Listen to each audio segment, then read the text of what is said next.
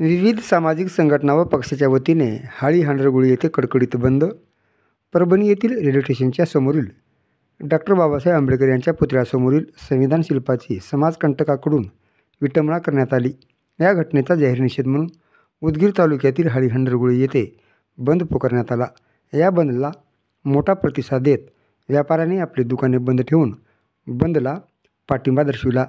बंद दरम्यान फडणवीस सरकारचा जाहीर निषेध अशा घोषणा देण्यात आल्या.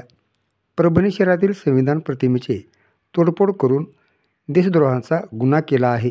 या घटनेमुळे सर्व देशातील बांधवांच्या भावना दुखावल्या गेल्या आहेत. त्यामुळे सदरील आरोपीवर देशद्रोहाचा गुन्हा दाखल करून त्याला फाशीची शिक्षा देण्यात यावी.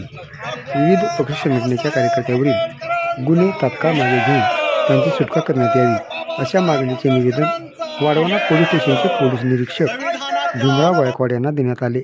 यावेळी स्वाभिमानी रिपब्लिकन पक्षाचे जिल्हाध्यक्ष एन डी मसुरे, सामाजिक कार्यकर्ते शक्तिदादा कांबळे, पॅंथर नेते इतिहास भैया कांबळे, बालाजी शिंदे, डी आर कांबळे, प्राध्यापक रवी मसुरे, भीमशाहीर गिरीधर कांबळे, सामाजिक कार्यकर्ते निवृत्ती कांबळे आदीसह सामाजिक संघटनेचे कार्यकर्ते व विविध पक्षाचे कार्यकर्ते याप्रसंगी उपस्थित होते.